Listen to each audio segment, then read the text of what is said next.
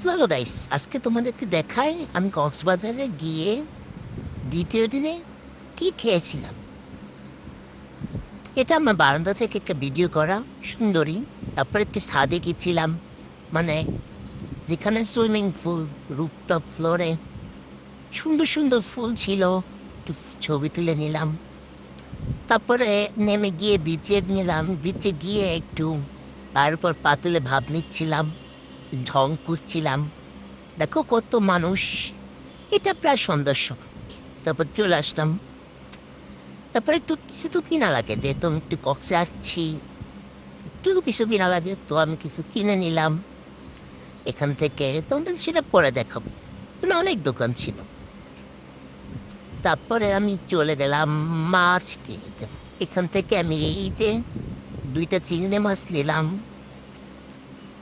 তারপরে হচ্ছে এখান থেকে আরো কিছু নিতে চাইছিলাম, কিন্তু কাকা এত কথা যে বলে, শুধু কথা বলে, একজন আর মাছ আর একজনকে দিয়ে দেয়, শুধু মিস্টেক করে, সেই জন্য আর নিলাম না। এই যে এই মাছটা আমরা নিতে চাইছিলাম, সে আবার অন্যজনকে দিতে চাইছিল, আবার আমারটা আর একজনেরটা দুটো একসাথে ভাজে। তো এরকম কাকাকে আর ভালো লাগলো না, তাই নিলাম না। এখানে দেখো অনেক কাঁকড়া আছে, আরো মাছ আছে, এই মাছগুলো আমার ভালো লাগে, তাই আমি এগুলো নেইনি। সো এখান থেকে ওয়েট করতেছিলাম হাজার জন্য। তারপর চলে গেলাম মাছের আর একটা দোকান। এখান থেকে আমরা এই বড় চিংড়িটা নিচ্ছি, যে লুপেস্টার না পপেস্টার বলে, নামটাও বলে গেছি, বুঝছো।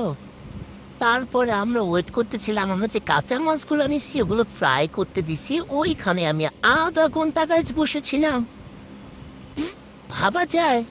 আধা ঘন্টা বসার পরে আমরা ফ্রাই করে নিয়ে বাসা চলে আসছি। এতে বড় চিংড়িটা ও আমার জামাই আবার একটা এনেছিল। এটাকে কি বলে, অনেকগুলো পা থাকে। গাইস, বয়স দেওয়ার সময় না আমি মাছের নাম বইলা যায়, বুঝছো। সেভেন আপ আনছিলাম, পানি আনছিলাম, টমেটো সস সব কিছু নিয়ে আসছিলাম বাসা খাওয়ার জন্য। ওমা, দুই তিনটা চিংড়ি মাছ খাই আমার পেট ভরে গেছে, আমি আর খাইতে পারি না।